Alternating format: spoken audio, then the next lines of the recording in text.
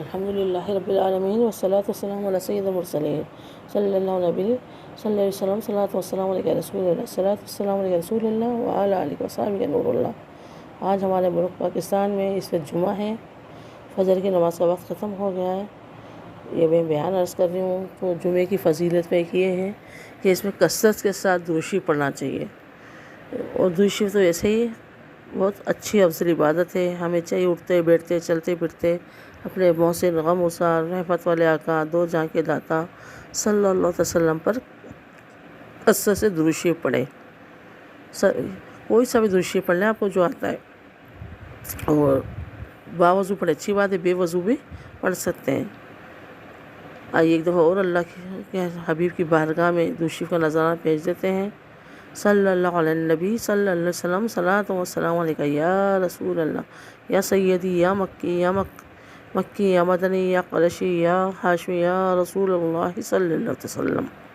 انشاءاللہ ہمیں امید ہے ہم یہاں سے آقا علیہ الصلوۃ والسلام پر درود و سلام بھیجیں گے، اپنے مزار پر انوار میں وہ ہمارا درود شریف سنیں گے الحمدللہ اللہ کے کرم سے۔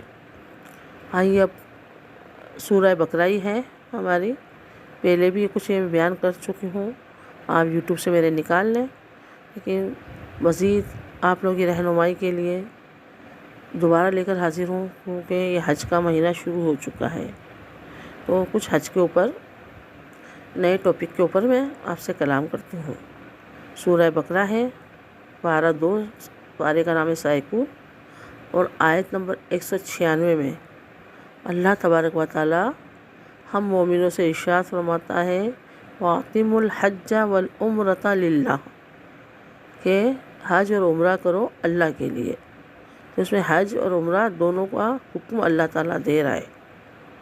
تو اب اس میں عمرہ ایک الگ عبادت ہے، حج الگ عبادت ہے، دونوں کی الگ الگ مسائل ہیں دونوں کے۔ تو ابھی حج اور عمرے کے انشاءاللہ تعالیٰ جتنے ہو سکے میں آپ کو پوائنٹ اور مسائل بتانے کی کوشش کروں گی کہ حج فرض ہوتا ہے اور وہ لازمی کرنا ہوتا ہے۔ حج کی فرضیت کا انکار کرنے والا کافر اور گمراہ ہے۔ حج 9 ہجری میں فرض ہوا، اور ہمارے آقا علیہ الصلوۃ والسلام نے زندگی میں صرف ایک حج ادا کیا، عمرے 4 کیے، حج 1 ادا کیا۔ اچھا، ایک حج کیوں ادا کیا؟ کہ پھر زندگی نے مہلت نہیں دی، ان کا وقت وصال قریب آ گیا تھا، تو دوبارہ وہ حج نہ کر سکے، اور حج میں ہی بہت بڑا خطبہ دیا تھا میرے آقا علیہ الصلوۃ والسلام نے۔ 10 لاکھ صحابہ اکرام اس میں موجود تھے، اور اپنی اونٹنی قصوہ پر بیٹھ کر آپ نے اتنا بڑا خطبہ دیا عرفات کے میدان میں، اور دور قریب کے لوگوں نے سب نے سنا۔ اس وقت نہ لائٹ تھی، نہ بجلی تھی، نہ مائک تھا۔ ابھی جیسے میں نے آپ کو کہا نا شروع میں کہ ہم یہاں سے درود شریف پڑھیں گے، ہمارے آقا علیہ الصلوۃ والسلام سنیں گے، تو ابھی بھی بعض لوگ کہتے نہیں سنتے، وہاں جا کے بولو، وہاں جا کے مدینے میں جا کے حضور صلی اللہ علیہ وسلم کے روضے پہ جا کر سلام پڑھو، یہاں سے کہاں سنیں گے؟ تو انشاءاللہ سنیں گے کہ جس نبی صلی اللہ علیہ وسلم کی آواز اللہ تبارک و تعالیٰ بغیر مائک کے، بغیر کسی وسیلے کے لوگوں تک پہنچا دے۔ ظاہر ہے 10 لاکھ کا معجمہ آسان بات ہے۔ آج ہماری آواز تو 1 لاکھ چھوڑے، 50,000 چھوڑے، 1,000 بھی لوگ ہوں گے نا، اس میں ہماری آواز نہیں جائے گی بغیر مائک کے۔ ہمیں 1,000 لوگ ہوں گے تو 1,500 کے مائک لگانا پڑے گا، ہماری آواز نہیں جائے گی۔ لیکن ہمارے آقا علیہ الصلوۃ والسلام کو اللہ نے فضیلت دی، تو ان کی آواز دور و نزدیک سب لوگوں نے سن لی۔ تو اللہ جس کو چاہے عطا کرے، جو چاہے طاقت عطا فرمائے، تو یہ میرا رب عز و جل ہے۔ تو انشاءاللہ ہمارا عقیدہ اہل سنت والوں کا، ہم یہاں سے بھی ہمارے آقا علیہ الصلوۃ والسلام کو پکاریں گے، ان سے مدد کی درخواست پیش کریں گے کہ اللہ کی بارگاہ میں ان کا رتبہ بہت بلند ہے، وہ اللہ کی بارگاہ میں ہماری سفارش پیش کریں گے، ہماری شفاعت پیش کریں گے، انشاءاللہ قبول ہوگی کہ اللہ ان کی سنتا ہے، اللہ کے محبوب ہے، رحمت للعالمین ہے، وہ سارے جہاں کے لیے رحمت بنا کر بھیجے۔ ہم بھی ان سے رحمت کا سوال کرتے ہیں، جب اللہ نے ان کو رحمت عطا فرمائی ہے، سارے جہاں کے لیے رحمت للعالمین بنا کر بھیجا ہے، ہم بھی ان سے سوال کرتے ہیں کہ جو اللہ نے ان کو رحمت دی ہے، جو برکتیں فضیلتیں دی ہیں، اس میں سے کچھ حصہ ہمیں بھی عطا فرمائے۔ تو اس میں کوئی شرک اور بدعت نہیں ہے، آقا علیہ الصلوۃ والسلام کی بارگاہ میں استغاثہ پیش کریں. ہم ڈاکٹر سے کہتے ہیں کہ ہمارے بچوں کو بچا لیں، حکیم سے کہتے ہیں، اسی طرح آقا کی بارگاہ میں استغاثہ پیش کریں. وہ بھی رب سے ہی ہمیں دلوائیں گے، یا رب نے جو انہیں دیا ہے ہمارے رب نے وہ اس میں سے ہمیں عطا فرمائیں گے. تو حج جو ہے ہمارا ٹاپک چل رہا ہے حج پر. آقا علیہ الصلوۃ والسلام نے زندگی میں ایک حج ادا فرمایا، 4 عمرے ادا فرمائے.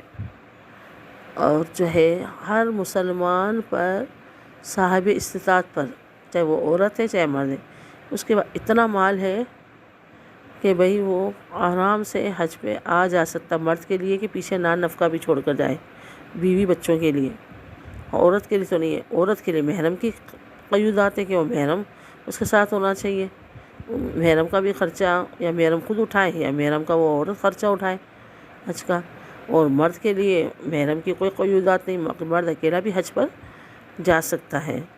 تو جس کے بعد اتنا مال ہے کہ وہاں پر آرام سے وہاں کا کرایہ، جیسے ابھی گورنمنٹ ہمارا 10-11 لاکھ ہے اور پرائیویٹ 20 سے 25 لاکھ ہے، 18, 20, 25 لاکھ.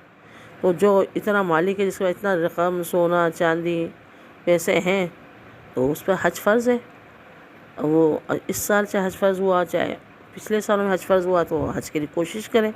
عورت کے ساتھ اگر محرم ہے تو وہ جائے حج پہ، نہیں تو گناہ گار ہوگی. مرد پہ ہے تو مرد جائے. یہ نہ دیکھے بچوں کی شادیاں کرنی ہے یا مکان لینا ہے یا کاروبار جمانا ہے، یہ کرنا ہے.